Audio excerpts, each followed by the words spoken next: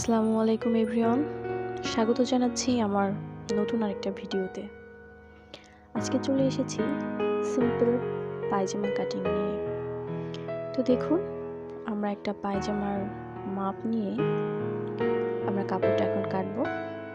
তো এখানে আমরা কাপড় নিয়েছি 2 গজ 4 গিরা, আর আমি পুরো মাপটা এখন আমি আপনাদের সাথে শেয়ার করতে যাচ্ছি।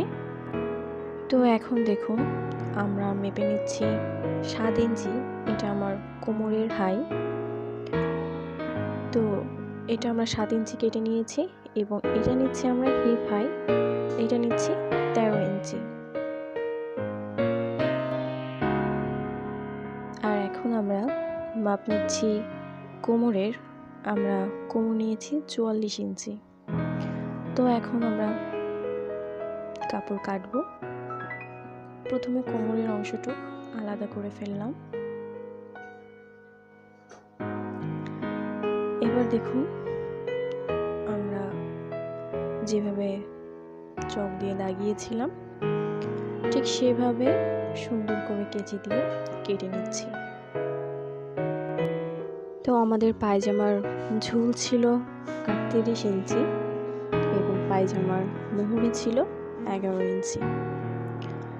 তো দেখলেন কত সহজে পায়জামাটি কাটা যায়। বিগিনারদের জন্য আশা করি খুবই হেল্পফুল হবে এই ভিডিওটি। এবং এটি আমাদের কোমরের কাপড়টুকু 2 ভাঁজে 4 পাটে এখন আমরা কাপড়টা মেপে নিব। এখানে আমরা কোমর নিয়েছি 44, একটু হাফ ইঞ্চি বেশি নিয়েছি, সেটা সেলাইয়ের সাথে পড়ে যাবে। তো দেখুন, এখন আমরা কাপড়টা কেটে নিচ্ছি। ধন্যবাদ সবাইকে সাথে থাকার জন্য। Thanks for watching.